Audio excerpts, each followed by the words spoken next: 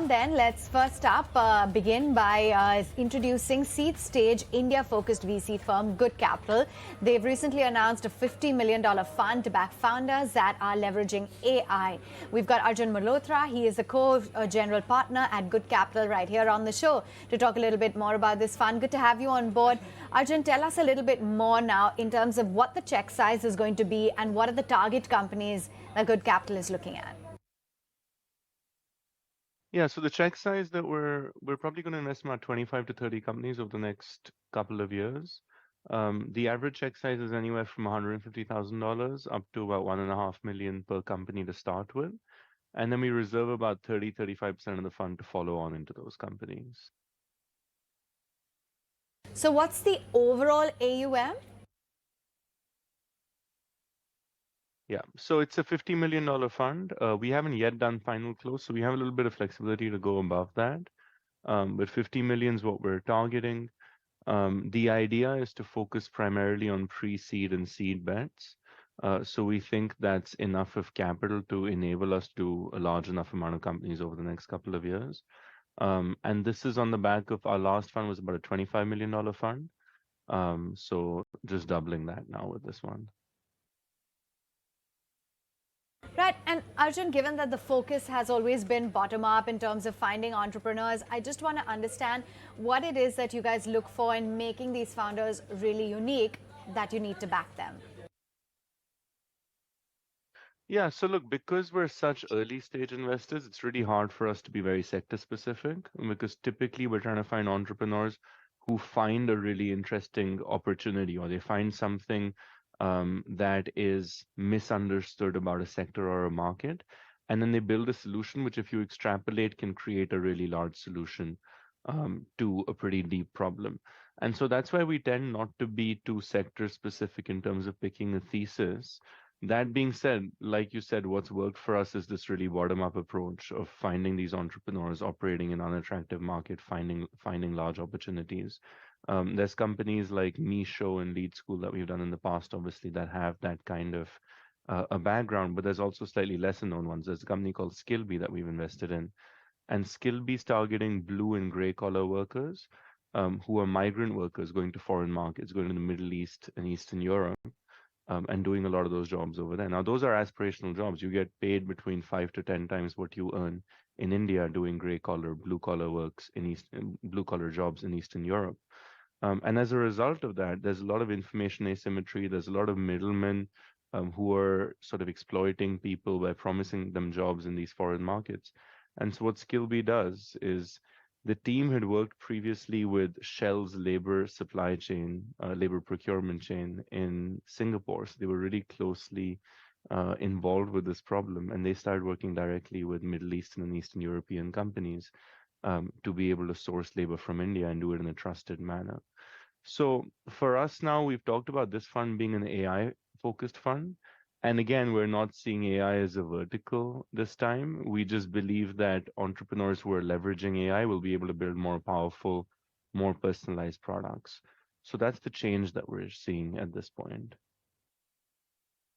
Sure, and take us through which are some of the important themes that you believe look good as a whole. Yeah, so in the past, a lot of the companies we've invested in are companies that are enabling intermediaries. So it's actually quite interesting. If you think about tech companies globally, the idea is software is eating the world. So you're getting rid of all middlemen and you're going direct to consumer. In India, we don't really agree with that. India is an economy of small business, of traders, brokers, resellers, middlemen of all sorts. If you need anything done, the best way to do it is to find someone who'll help do it for you. And so we think the role of software is actually in being offered to these intermediaries and helping them do what they do, but either more efficiently or bringing them more business or helping them scale their own business.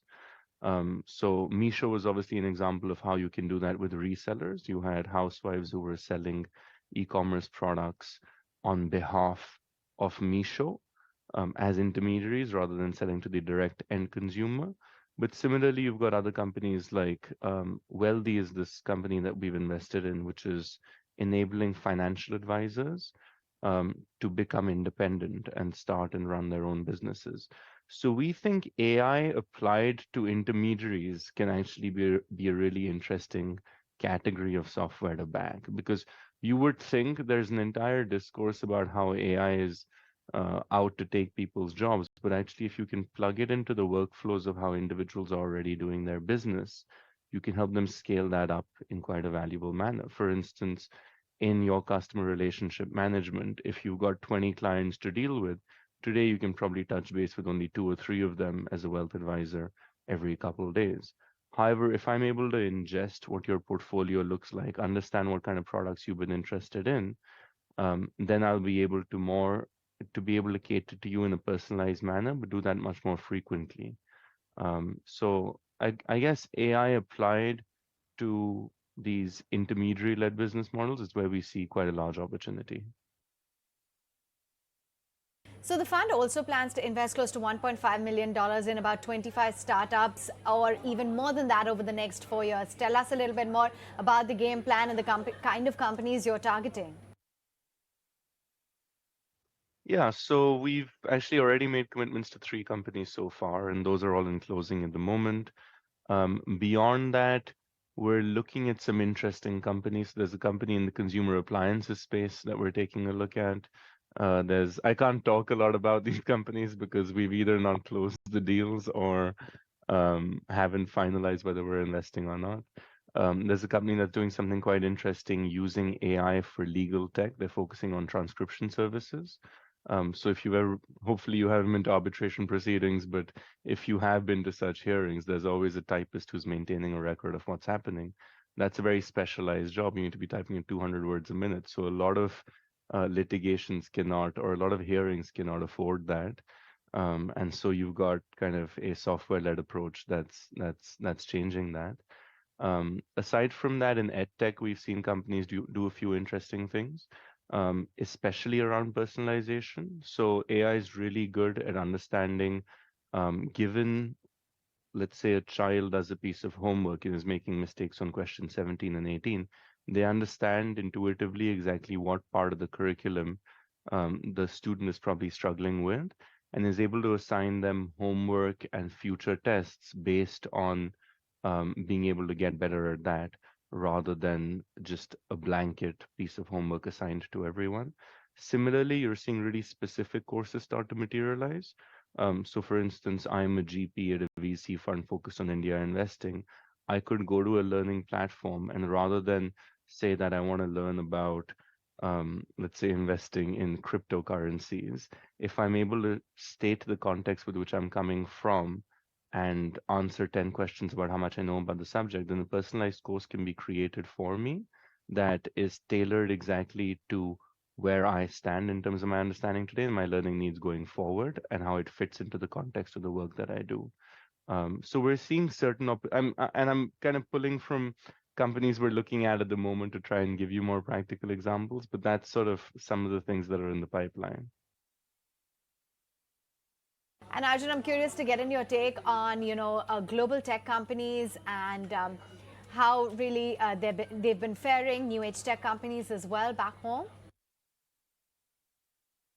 So I think a lot of the infrastructural changes around AI, those developments have not been happening in India.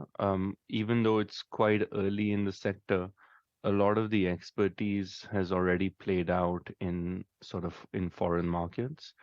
Um, I don't think there's much of an expectation of Indian companies to be focusing on foundational AI innovation. And at the end of the day, my personal view is that a handful of companies will dominate there. I don't believe that's necessarily the domain, especially for Indian startups. I think you need a lot of compute power. The partnership that OpenAI has with Microsoft is really well catered to them being, or really serves the purpose of what they need to do. But the companies that have both data and compute power are already big tech companies. And so I think for startups to try and compete on foundational AI innovation, you will probably struggle to see that coming out of India. So I wouldn't say that that's something that is necessarily something to worry about. It's more that I believe the opportunities in AI are still starting to emerge. People have played around on the consumer side with products like ChatGPT, and where they stand out is they're great blank page ideation products. But I think what really needs to happen is when you take those products to commercialization, as you start to build business workflows around them, they have to go from um, just being able to give you ideas around something you're struggling with to helping you complete tasks and complete full business processes. So I think that that's yet to happen globally. A lot of the development in the AI sector is happening closer to more fundamental breakthroughs than sort of user interface innovations. And so I think India is sort of pretty evenly poised with the rest of the world in terms of its our ability to be able to build those kinds of world-class products.